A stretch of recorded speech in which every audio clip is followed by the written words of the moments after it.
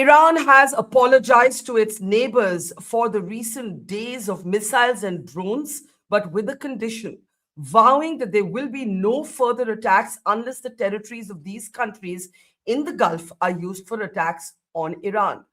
Trump is claiming credit for this apology and threatening Iran that even bigger hits are coming. As oil prices surge, global trade is impacted, the supply chain could be broken, global aviation has been hit. Is this Trump's biggest blunder yet? And can anybody pull him back from the brink? These were the images that were seen over the Dubai skyline earlier today as a drone from Iran landed somewhere near the airport, suspending operations for a few hours. Those operations have since resumed. But it's been another day of strife in what we call West Asia and the Americans call the Middle East. Trump is threatening Iran with bigger hits in the days to come. These are some of the images coming out of the region in the last few hours. This, even as Iran is apologizing to its neighbors in the Gulf for the recent days that have seen the skies of Dubai, Abu Dhabi, Doha, Bahrain light up with interceptions of missiles and drones, some of which have also hit targets. Did Trump entirely miscalculate Iran? Did he think Iran was like Venezuela? And now that he knows that Iran is not Venezuela and will certainly not go down without a fight, now that he has a terrible jobs report, bad headlines from the Epstein files, and rising oil prices, why is he still going ahead? To try and make sense of what is happening in the world today, this at a time when the Americans are talking of a so-called waiver for India on the purchase of Russian oil. And by the way, India has said today that oil supplies from Russia are going to be increased and could go up to 40% of India's supplies. Let me introduce three very distinguished experts as we try and make sense of the crazy times we live in. I want to welcome veteran diplomat Ambassador Arun Singh to the program with special expertise here, having been envoy to both Israel and the United States of America. Welcome, Ambassador Singh. I don't hear anybody. Is that right? We can hear you, sir, but give us a second. We'll disconnect you and we'll connect you again. If we can just ask Professor Hushang to disconnect. I want to welcome Bobby Ghosh to the program. Bobby Ghosh is a friend and a colleague. He has spent years covering the countries in the Middle East and the conflict within the Middle East. And thank you, Bobby. And I was going to introduce Hushang Amir Ahmadi, but for some reason he can't hear us, so we'll have him up when we can. Let me get you, Ambassador Arun Singh, if I may start with you.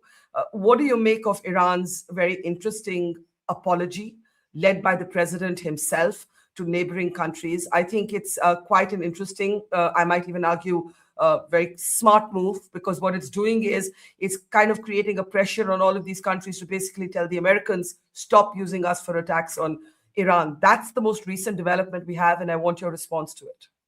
So I think seeing the manner in which the Iranians responded in the beginning, I think they probably felt that the only way they could generate some pressure on the US and Israel was by attacking the US presence in the Gulf.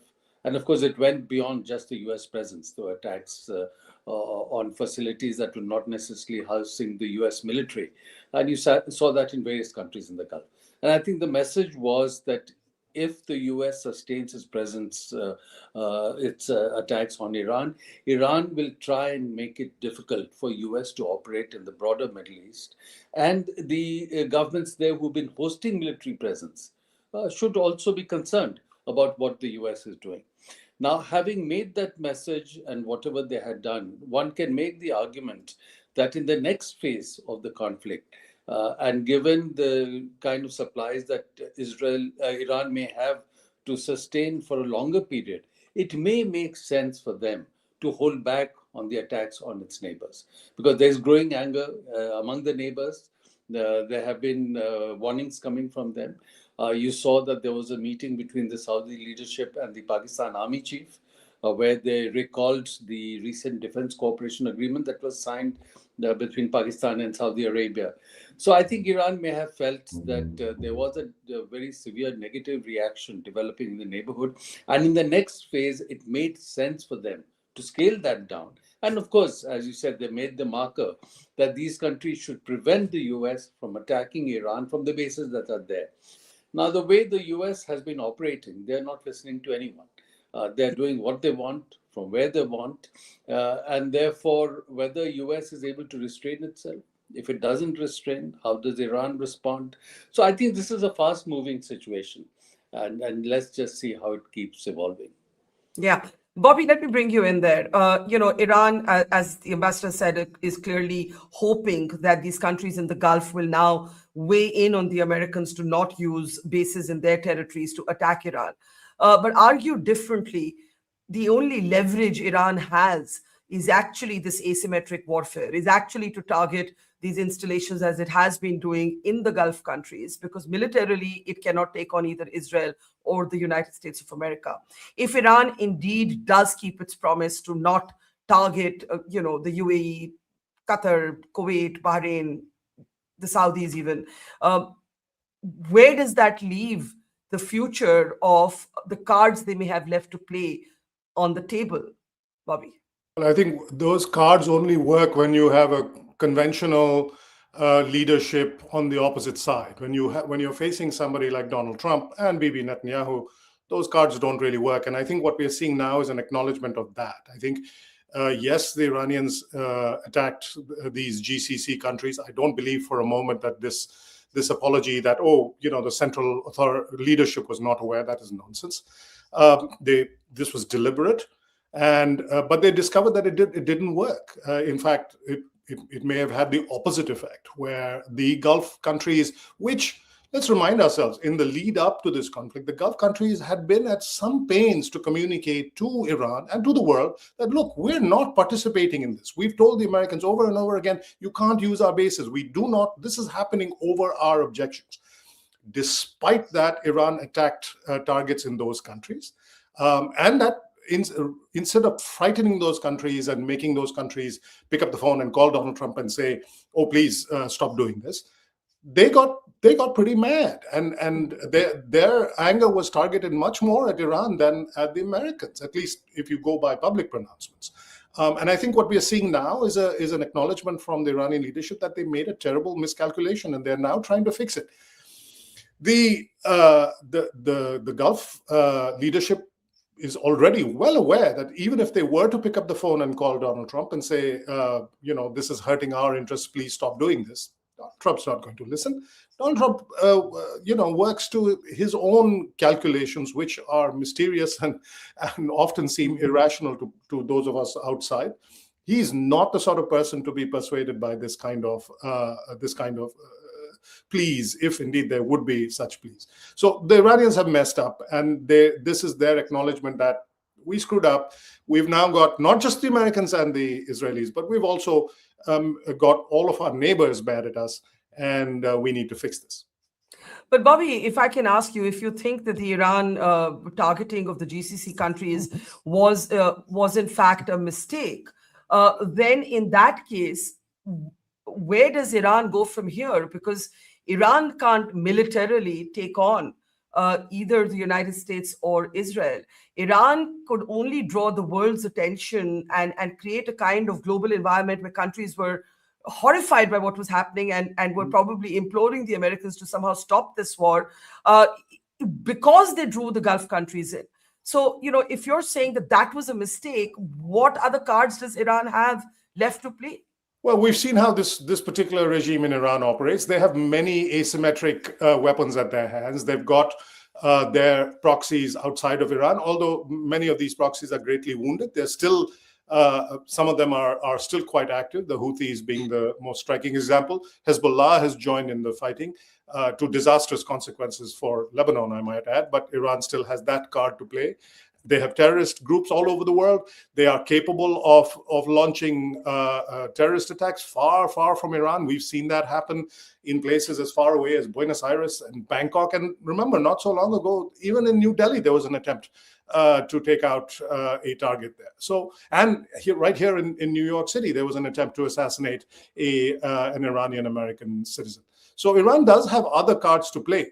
But I don't think those cards, again, all of this works when you're dealing with somebody in the White House who behaves like a normal, rational political actor. They are now facing the great unknown. All of that traditional, the traditional weapons that they have at their hands, and that includes these asymmetric weapons, don't really work with somebody who views the world the way that Donald Trump does. And I think in the days ahead, we'll see a greater acknowledgement and acceptance of that. Okay, I'm just wondering, Professor Hushang, are you able to hear me now? Are you able to hear me? Are you able to hear me? Hushang Amir Ahmadi, are you able to hear me? All right, I think there's some problem with his network, with apologies to him. We'll keep the conversation going amongst ourselves. Ambassador Arun Singh, if Bobby's argument is true, that Iran basically screwed up in targeting the Gulf countries, probably even alienated them, and you've got this irrational entity called Donald Trump in the White House, what are we looking at in the next few weeks or months even? And I want to bring in an Indian perspective here. Two things. One, we now know that India has given refuge to an Iran warship in Kochi. And we also know now that the Indian Navy did respond to a distress call before the IRIS Dina was sunk by a U.S. submarine. Intriguingly, this communication on both these things came very late. So for a whole day, it was looking like the ship was sunk and the Sri Lankans jumped in and we didn't. We now know we tried to supplement that rescue effort. But it's created a kind of level of disquiet at American unilateralism. This is in the Indian Ocean region. This is a region where we have always sought a larger role for ourselves. How concerned are you at what happened with the Iranian warship? No, I'm certainly concerned because it reflects more how US is operating at the moment. And Bobby himself said that we are dealing with a completely different kind of leadership where the norms, rules that as normally we understood are not being applied at the moment. And certainly one would have expected that these vessels were far away from the conflict zone. They have participated in exercises, and there could have been different ways of dealing with that, and just wanting them to stay away from the conflict zone, and that would have been the normal course. But here things are being handled differently. But what worries me, partly, of course, we have to see how Iran responds. But what worries me is that irrationality or a different kind of leader that Bobby spoke about doesn't necessarily mean success. It can mean a bit of mayhem, it can mean destruction, but that doesn't mean success. US didn't succeed in Iraq in 2003 in terms of regime change.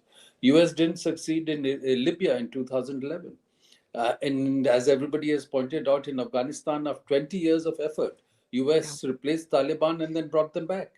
I have also dealt with the India-Iran relationship for some time in the past.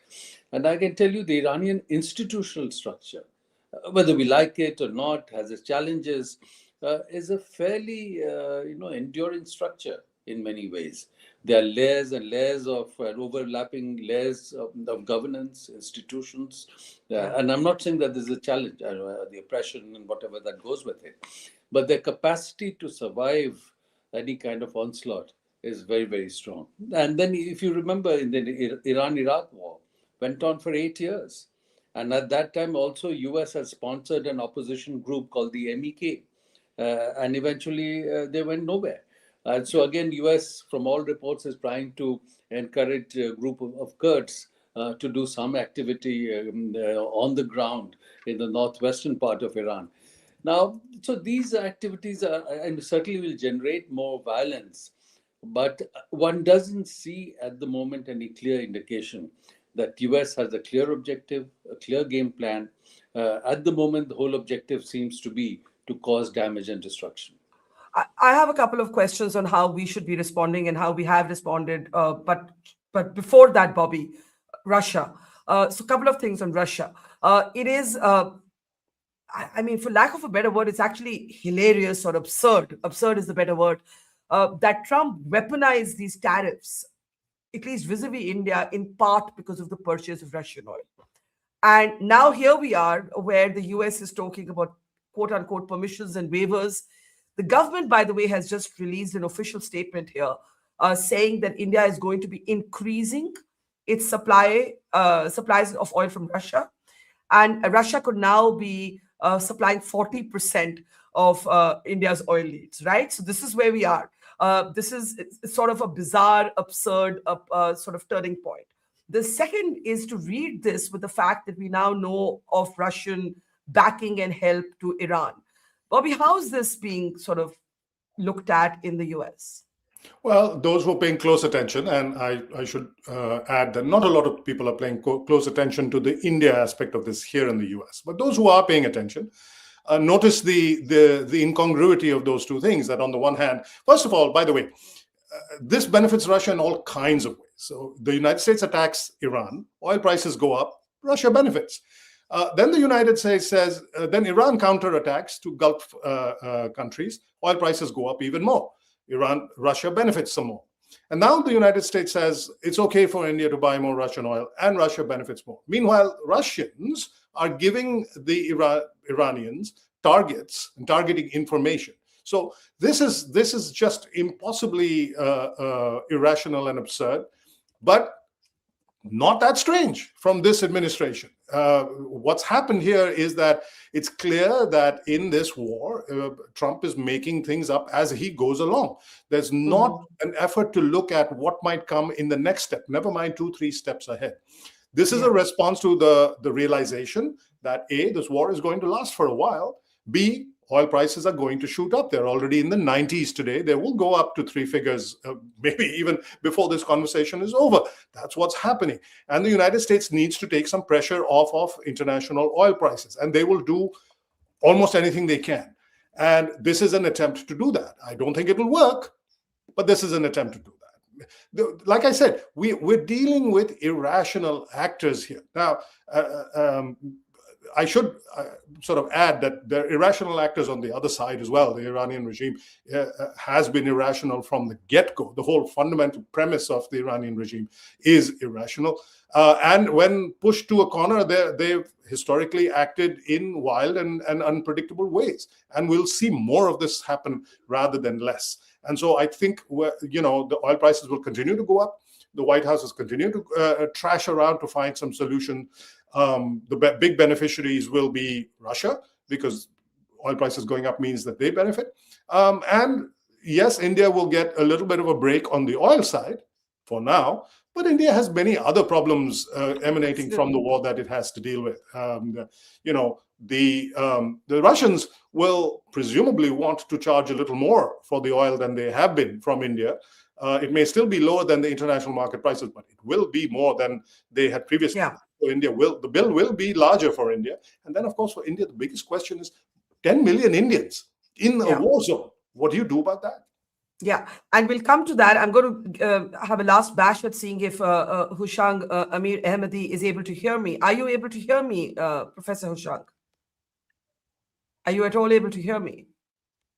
Okay, we are absolutely not able to communicate with him for some reason today. Apologies for that. Ambassador Arun Singh, if I may come to you on the question of not just the consequences for India, but there's been a lot of debate over India's handling of this. And we did finally see a statement. We're having a bad tech day. We did finally see a statement, Bobby, I'll take that to you, from Prime Minister Modi, a guarded statement saying military conflicts don't lead to any solution. We also saw the Foreign Secretary signing the condolence book. That was the first time that India actually condoled the killing or the death, rather, of Ali Khamenei. How do you see India's response? Again, there are no easy answers here because, as you said, there are 10 million Indians in the Gulf. There was also a lot of debate around Prime Minister Modi's visit to Israel just on the eve of these strikes. Israel has now gone on record to say that Modi was not informed of these strikes. We have that statement on record. Bobby, if you want to come in, and then Ambassador Singh. Well, it is a day late and many dollars short for India to now be expressing condolences for Khamenei's death. I don't think there's any doubt in the minds of people paying attention where India stands at this. It is uncomfortable. It's an uncomfortable position to be in. But the fact is that India has put itself in one side of this argument and is now trying to find its way back to the center. Whether that is persuasive, I doubt it very much. I don't think the Iranian regime is going to be mollified by India signing a condolence book for Khamenei. I think the Iranians are assuming that India is a hostile party, or at least not a neutral party in this. And that's something that the other Arab states will be paying close attention to. At the end of the day, in the final calculus with the Arab states, it might not matter. I think there has been generally, when I speak with Arab diplomats and particularly in the GCC countries, there is a shrug about India's position vis-a-vis Israel. There's an acknowledgement that India has drawn close to Israel, that India is, even if it's not a participant in these kinds of operations, that India's sympathies lie on one side. And they seem to be perfectly fine. The Arab states seem to be fine with that. By the way, they've also built relationships with Israel. They acknowledge that this kind of transactional, or if you like, realpolitik, is the nature of the world we live in now. The old idea is that you have to take one ideological side and then stick to that side no matter what. Yeah. Nobody does that anymore. Nobody's expecting India to do that. Yeah, let me give you the last. Let me give you the last word. I was hoping that Master Arun Singh could get a word in, but clearly both of our other guests are having bad technology days. You said that the president is clearly not rational, and that's a polite way of putting it. And you said the Iranians are not rational either. Now, given these two irrational entities, the fact is that their confrontation doesn't leave large parts of the world unscathed. There are consequences for everybody here, from oil prices to aviation to trade to the global economy. Do you believe that there is anything that will pull Trump back from the brink, Bobby? I think with Trump, it's a question of how much there are several things. One is how much ammunition he has left. These long-range missiles that the United States is using, there's a limited supply of those, and at some point there will be a risk of those running out. The fact that they're obliged to move missile batteries from places like South Korea is not reassuring. So that may impose a certain limitation. The other thing that may impose limitations is if the war is prolonged and Iran is able to, heaven forbid, but if Iran is able to kill American citizens or impose conduct a terrorist attack that shakes up the calculus in Washington. These are the only two things. But again, these things would work with they would have worked with a Biden, with an Obama, with a George Bush senior or junior. These were people whose behavior was predictable based on certain understandings of the world. Whether or not we agreed with those understandings, they were predictable, and they had a certain rational argument underneath. With the Trump administration, that does not seem to be the case. So I really hesitate to make any kind of predictions about what might stop Donald Trump. The only safe thing to say is Donald Trump will stop Donald Trump, nothing else. Yeah.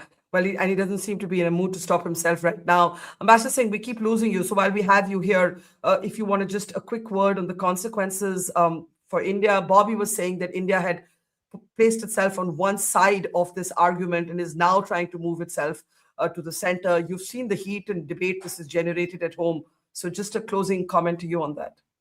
So first, of course, just to add to Bobby's comment, I think something that might stop Donald Trump is if there's a negative reaction in the U.S. economy, and negative reaction as a result of that on his base, because they're going in for elections in November, the midterm elections, and those will be very consequential for the second phase of the Trump administration.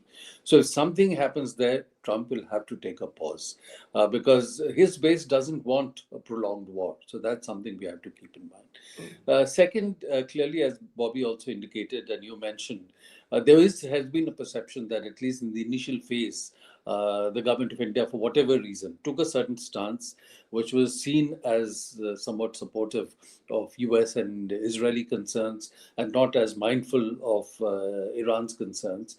Whatever that may have been the calculations, obviously the Iranians will see it in a certain way. And we must keep in mind that Iran is an important partner for us, aside from a certain composition of our own population, for whatever we want to do in Afghanistan. Because there is no way we can reach Afghanistan except through Iran. And so Yeah. that's something for us. And in the past, before the US administration sanctions had started coming in, Iran had been a very important energy partner for the US. So Yeah. I think there has been a criticism on that account, and that US I has mean, been cheating do you India. think in retrospect, the decision by India to stop buying oil from Iran at the behest of the Americans was a mistake? We couldn't have done anything else at that time. There was a cost Yeah. benefit analysis. If you did that, you'd be sanctioned. If companies did cost benefit analysis, they needed to buy equipment in the US, they needed to raise capital in the Yeah. US, all that would have been blocked. So, purely on cost benefit. And certainly at the moment, there's huge cost for India. I mean, aside from energy prices, concern about Indians in the Gulf, you're seeing the problem related to fertilizer, Yeah. problem related to shortage of gas, supplies to some of our industry could be curtailed. Yeah. So there is a huge challenge. There is a tremendous negative impact that we'll have to deal with. I mean, we've tried to build a buffer and whatever. And then the uncertainty it creates for the stock market, for the rupee. So all that is playing out. And so And one in would this hope. and in this context, should we be conveying some sort of displeasure to the Americans, especially over the sinking of the ship so close to our shores? Or do you believe that that is not the relationship that we have right now? Well, more important, when we had the conflict with Pakistan in May, what the US did, jumped up and down and saying that let's have a ceasefire. So, given that, we should tell the US that what you preach about ending conflict and moving towards ceasefire is something you need to practice. Now, this is causing problems for the entire region. It's causing problems for a lot of people. And we don't believe, at least as analysts and others, that US is going to achieve its objective. Yeah. It can project that it has, caused certain amount of damage, destruction, which is not going to achieve its objective. So, what is the cost worth it? That's something that U.S. Yeah. leaders and the political class has to figure out for themselves. Bobby, very quickly before we close, to Ambassador Arun Singh's point that it's the economy stupid. That's always been the centerpiece of American politics. And they say that Trump doesn't understand anything, but he understands that, right? Is there any rumblings? I know that there've been the sort of Marjorie Taylor Greene and Megyn Kelly who said, "Why are we fighting Israel's war?" But beyond these two, are there any rumblings from within Trump's own base? The Jobs report is not good. The Epstein headlines, which he probably hoped would go away, are not good. Is there any sign that, I mean, obviously, overtly, there's no sign, but are there any rumblings from within? Wait, there are different benchmarks. When gas goes above, gasoline goes above $4, that hasn't happened yet. When it goes above $5, there are different pressure tests on the American public opinion that are well established. We'll see when we get to those places. For the moment, there are rumblings, but Trump is also preparing his base in a sense. He started out by saying, "Oh, this will be over soon." Now his people are communicating, "Oh, it may take some weeks, it may take some months." He's also said, "You know what? Prices may go up. That's what happens in a war." He said that people die, American soldiers may die. He's being quite open about. It's worth noting one thing about Trump. Whatever we think about his behavior and the logic that he applies, if that's the correct word, Trump is a leader. He leads his base, and his base tends to follow him.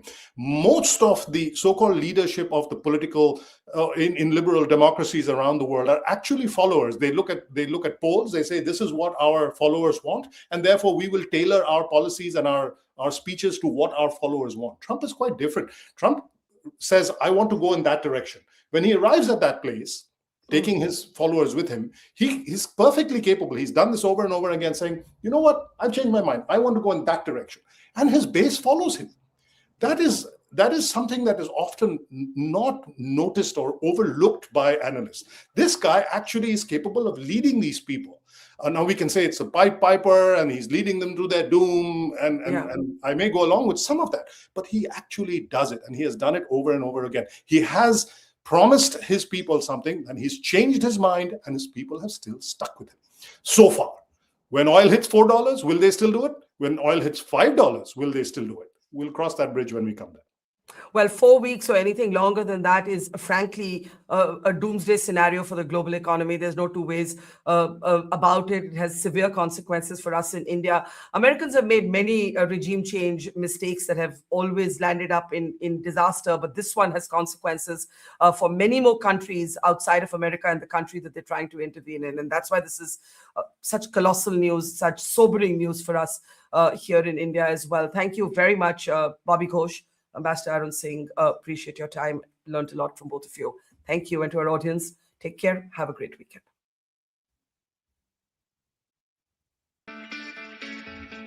It's great to see you here. Thank you for watching our work. If you haven't subscribed yet, don't forget to click the bell icon and subscribe to Watch Your Story and support independent, robust journalism.